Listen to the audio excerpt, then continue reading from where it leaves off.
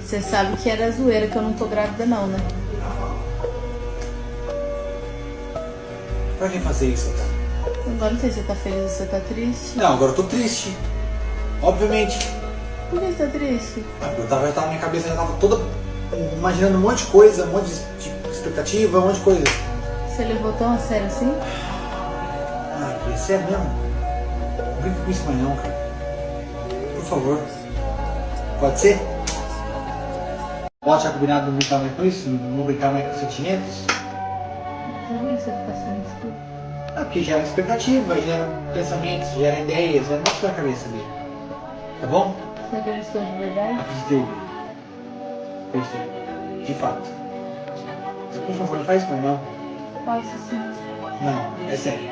Não, agora, se você for trabalhar mais uma vez com esse negócio, antes de qualquer coisa, você não sabe um comprovante que é verdade ou que é mentira. Comprovando, no papel, assim, ó. Isso, ou no teste, ou... E aí nem ele tinha certeza se essa menina tava ou não tava grávida. Isso durou 4 meses, amiga. Aí chegou na reta final, nesses 4 meses. Quando esses 4 meses dela falando que tava grávida e tudo, ele mandava até prints pra mim conversando com ela. E, tipo, ela ia falar com ele, mas ela queria que ele assumisse ela. Ela queria, sabe? Tipo, não era uma coisa tipo, ai, nosso filho. Era tipo, você tem que me assumir. Eu tô grávida. Era, tipo, não era com essas palavras, mas era tipo isso. E aí eu decidi me aproximar e falar com ela. Por quê? Gente, não era pra infernizar a menina não, tá? Era porque se ela tava grávida esperando um irmão, que ela falou que era um menino, irmão da minha filha, eu queria ter uma proximidade com ela, uma relação de respeito entre eu e ela, pra que não interferisse na relação das crianças, entendeu? Até porque eu moro em outro estado, então, tipo, a convivência já seria pouca. E se tivesse um atrito entre eu e ela, porque já tinha um atrito mais ou menos entre eu e o pai da minha filha. Então, tipo assim, eu queria pelo menos com ela ter uma relação de respeito pra que a gente fosse maduro o suficiente pra que nossos filhos crescessem como irmãos. Enfim, por esse motivo, eu comecei a conversar com a menina. Aí ela ainda vem te perguntar pra mim, logo de início, por que você tá vendo meus stories esses dias? Aí eu falei, porque meu ex falou que você tava grávida e, tipo, não, e como ele é uma pessoa que fala e prova, e nessa questão ele não me provou que você tava grávida, eu tava vendo pra ver se era verdade mesmo. Porém, você não postou nada da gravidez até agora. Aí ela falou que era pra não jogarem olho gordo pra barriga dela. Tudo bem, eu super entendi, entendeu? Até porque esse ex, ele é um safado que não... Ele não presta, mas assim, sempre aparece uma menina querendo que ter um filho com ele. Inclusive, quando eu tava grávida, tinha umas dessas daí que ficava mandando um monte de coisa nada a ver pra ele, falando que era pra ela tá grávida em vez de mim, tá grávida e não sei o quê. E, filha, se manda. Mas aí a gente começou a conversar bastante. E eu fui explicando como que ele era, até porque, né, eu praticamente morava com ele. Então eu já conheci ele muito bem. Então, tipo, eu fui falando pra ela o jeito dele, como que ele era. Porque até então, né, ela engravidou dele em 2 ficadas. Não conhecia nada dele. E namoraram por 2 semanas. Então, tipo... E nessa eu comecei a falar sobre a gravidez dela, tudo, mas, tipo, gente, tinha coisas que qualquer grávida saberia. E ela não sabia. Principalmente que o inicial de tudo, uma grávida fala sobre a sua gestação por semanas. Se você trabalhar com meses, você se perde. Por quê? Porque os médicos sempre vão te trabalhar com semanas. Eles nunca vão falar de meses. E sempre de semanas, entendeu? E a caderneta de gestante também que ela mandou foto era uma caderneta, tipo assim, faltando muita informação, preenchida por ela mesma, pelo que a gente poderíamos, tipo, supor vendo a foto ali. Preenchida por ela, uma coisa que nunca ocorre. É sempre uma pessoa da saúde que preenche a carteira de gestante. Claro, tem um espaço ali direcionado às gestantes, mas o principal, as coisas importantes, é para uma profissional de saúde. Até que, beleza, eu já comecei a desconfiar de tudo isso, mas eu não falei nada, fiquei quietinha. Até que um dia, ela falou que ia ter uma ultrassom no dia seguinte, que chamou ele pra ir com ela, e ele não quis ir. Aí eu peguei e fui lá, né, como uma boa ex, xinga ele. Aí ele falou pra mim que ele não ia por quê? Porque ela foi avisar em cima da hora. E aí, em cima da hora, ele não tinha mais dinheiro. E não tinha como ele ir da casa dele até a casa dela sem dinheiro pra ir com ela nessa ultrassom. Se ela tivesse avisado antes, ele poderia ter se organizado e ido. Eu vou julgar? Eu não vou julgar, porque na nossa situação era a mesma coisa. Eu morava 1h30 da minha casa, quando eu tava em São Paulo. E aí, tipo, quando tinha alguma coisa assim que eu sabia, já, tipo, eu fui na consulta hoje, marcaram tal coisa pra tal dia. Eu já avisava ele naquele dia, ó. Daqui 1 semana vai ter outra consulta, a gente vai ouvir o coração. Se você quiser ir comigo, você vai. E aí ele ia comigo. Por quê? Porque ele se programava pra ir, entendeu? E ela, tipo assim, avisava só no dia. Todas as vezes que ela falava que tinha uma consulta, ela avisava só no dia da consulta, um dia antes. Ah, beleza, ela foi nessa ultrassom. Ela postou uma foto nos status, que assim, a qualidade da foto é uma qualidade de iPhone. Ela não tem um iPhone. E a foto era de uma endoscopia. Endoscopia, amigas. Não era de uma ultrassom. E até então ela não tinha falado que o bebê tinha problema nenhum, até porque endoscopia, acho que o nome, se não me engano, é pra, tipo assim, quando tá na reta final, perto de nascer, ou quando tem algumas complicações na gestação. Aí eu já desconfiei, falei, tem alguma coisa errada. Ou ia falar com meu ex, ou não ia falar com meu ex, até porque tudo que a gente ia conversar virava um pau de guerra entre nós. Aí ele já ia achar que eu tava inventando coisa pra atazanar a vida dele. Então eu fiquei quieta.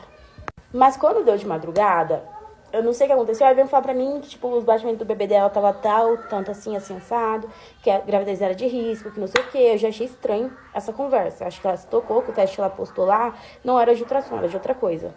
E aí, quando foi de madrugada, ele me ligou em vídeo.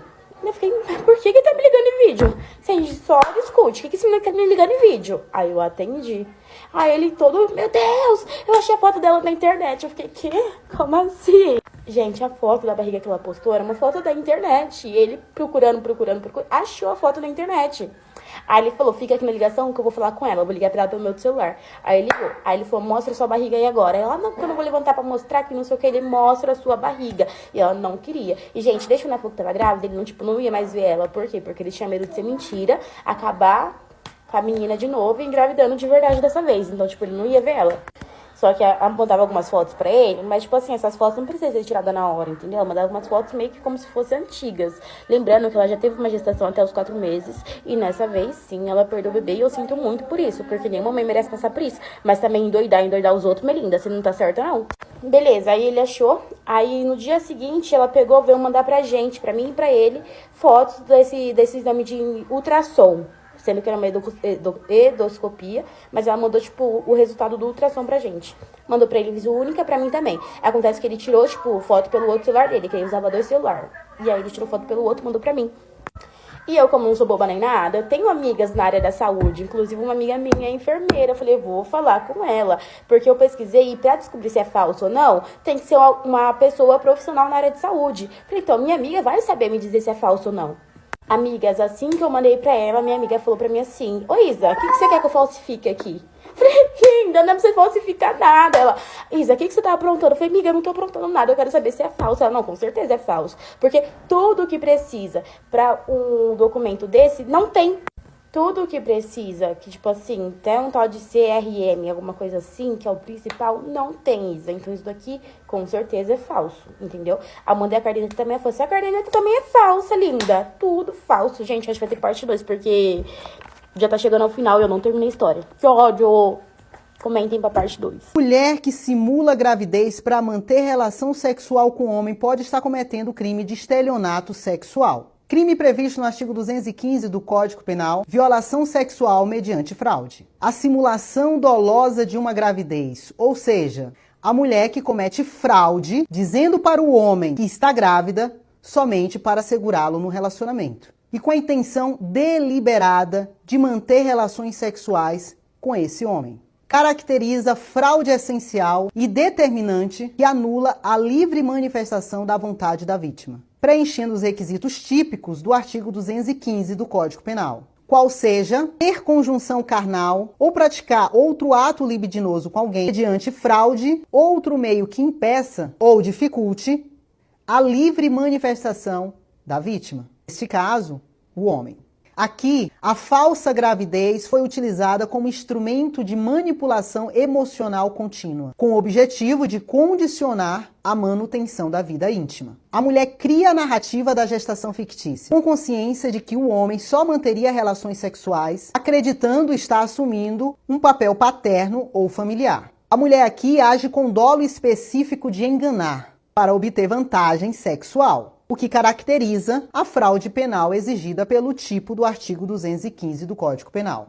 Atenção, homens, porque agora eu vou dizer para vocês quais elementos probatórios você pode utilizar para acusá-la desse tipo de crime. Provas de que o homem expressou resistência a essa relação ou intenção de se afastar dessa mulher antes da revelação da falsa gravidez. Ou seja, o homem deixou claro que não queria continuar no relacionamento com essa mulher.